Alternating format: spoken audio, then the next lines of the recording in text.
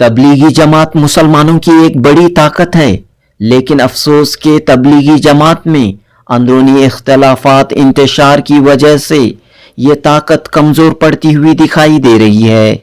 मुल्क व मिल्लत के हालात पर गहरी नज़र रखने वाले सीनियर सहाफ़ी अब्दुल खालिक ने तबलीगी जमात के मसले पर गुफ्तगू की है।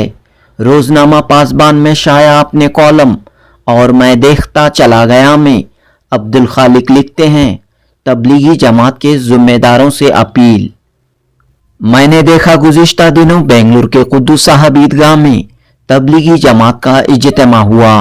पता चला कि ये मौलाना साद साहब की हिमायत करने वाले ग्रुप का इज्तिमा था, यानी अब तबलीगी जमात भी दो धड़ों में बढ़ गई है।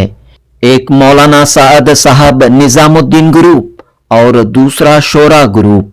जगह जगह दोनों ग्रुपों के अलग अलग इज्तिमात हो रहे हैं। दोनों ग्रुपों के ज़िम्मेदार हजरात अपने आप को हक पर होने का दावा करते हुए एक दूसरे पर उंगलियां उठा रहे हैं, यानी दीन कुरान हदीस की तबलीग करने वाली जमात के अफराद अब मौलाना साद साहब निज़ामुद्दीन और शोरा की भी तबलीग करने लगे हैं। मैंने देखा तबलीगी जमात के बानियों और बुजुर्गों ने इखलास और मेहनत के साथ दीन की तबलीग के काम को दुनिया के कोने कोने तक फैलाया और आज भी दुनिया के कई ममालिक में तबलीगी जमात की तरफ से दीन की तबलीग का काम जारी है। बदकिस्मती से जमात के मौजूदा जिम्मेदारों के आपसी इख्तलाफात का असर हर जगह देखने को मिल रहा है। बांग्लादेश में हुए हालिया वाक़यात इसका सबूत हैं। आपसी इख्तलाफात का असर दीन की तबलीग के काम पर भी पड़ रहा है। दीन की तबलीग करने वालों को मालूम होना चाहिए कि कुरान ने वाज़ह तौर पर बता दिया कि एक दूसरे के मुखालिफ न बनो वरना तुम कमज़ोर हो जाओगे।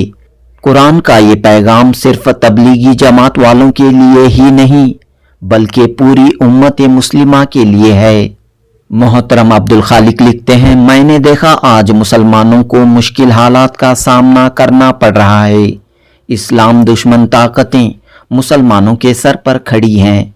हमारे अपने मुल्क में मसाजिद मदारिस वगैरह को निशाना बनाया जा रहा है।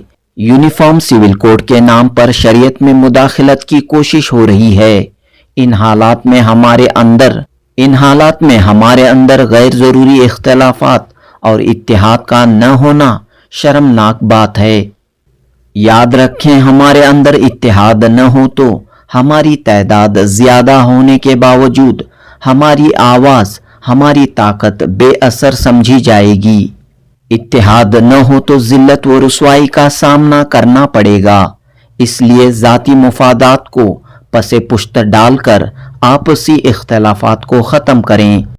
तबलीगी जमात के दोनों ग्रुपों के ज़िम्मेदारों को चाहिए कि वो खुद को हक व सदाकत के अलमबरदार समझना छोड़ें। मुत्तहिद होकर जमात के बानियों की तरह इखलास के साथ दीन की तबलीग के काम पर तवज्जो दें। हालात हाजिरा पर भी नज़र रखें। बशुक्रिया रोज़नामा पासबान सीनियर सहाफ़ी अब्दुल खालिक, जनूबी हिंद न्यूज़ रिपोर्ट।